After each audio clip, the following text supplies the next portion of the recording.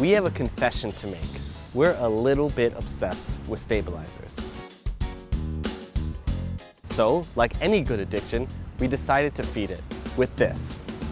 The new Ikan Ec1, a small stabilizing system for compact DSLRs or mirrorless systems. But is it the best low-cost alternative? Well, let's go find out. Ooh. Here's the manual. So I'm pretty sure this manual is one of those manuals that has like really bad English. It's pretty crazy looking. Okay, so we got nuclear reactor batteries. So like all handheld stabilizers, you have to have your camera completely ready to shoot before you put it on there, because anything you change will change the weight. This stabilizer is supposed to go up to 5 pounds. This is 3.6 pounds, the GH4 with the 24-70 Canon lens.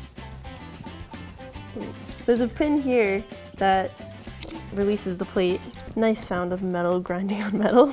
Shift it as close to the pitch motor as possible. It says, if the step 2 still not balanced, the right and left, then use this step. In case more space is needed to her side. This literally says like the number 8 and like Eaters. adjective side. What? Oh jeez, this is really heavy. Right.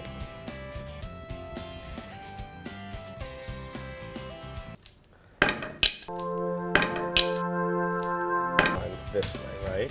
It's very annoying to do with one person. Ow! Oh. I always do that every time. I always cut myself on these Leathermans. So if you take it and hold it in a position for 2 seconds, like let's say I want it here, right? Yeah. Hold it. Doesn't hold it. Oh, it does work. It's right underneath The joystick.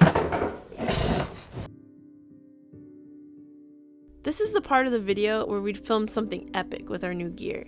But we have a problem. The EC-1 just did not work well. We don't buy products just to create a review. We buy products we're truly excited to use. But before we ever show the fun and exciting stuff, we always test it around the office. And when we review that test footage, the Ikan Ec1 immediately showed problems. The actual stabilization for the motors was quite subpar, even when balanced perfectly. In fact, even when doing a follow shot, you could still see significant jitter in the motion. Not just the up and down motion from the operator walking, but constant shaking by the motors trying to stabilize. When we looked up other test footage, we noticed others had the same issue. Next to the stabilization of the Osmo, there was just no contest. This kind of jitter effect is just not acceptable for professional footage. The device's design also left a lot to be desired. The handle grip is a slippery metal with no rubber grip and is very unforgiving.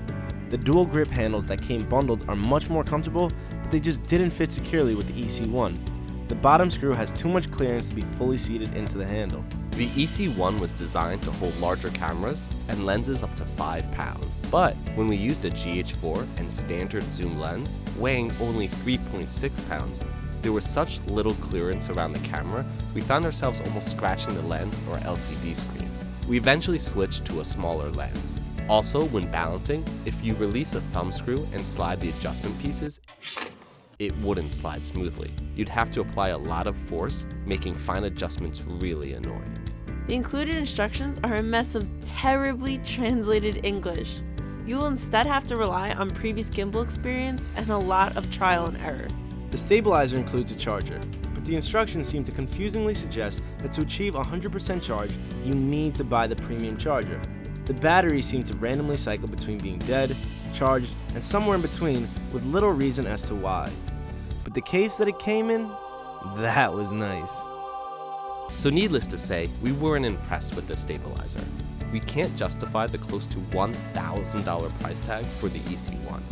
We wanted a small, simple solution to stabilize our DSLR-sized cameras, something we could just throw in our bag and be ready for our next adventure. Well, the hunt will have to continue.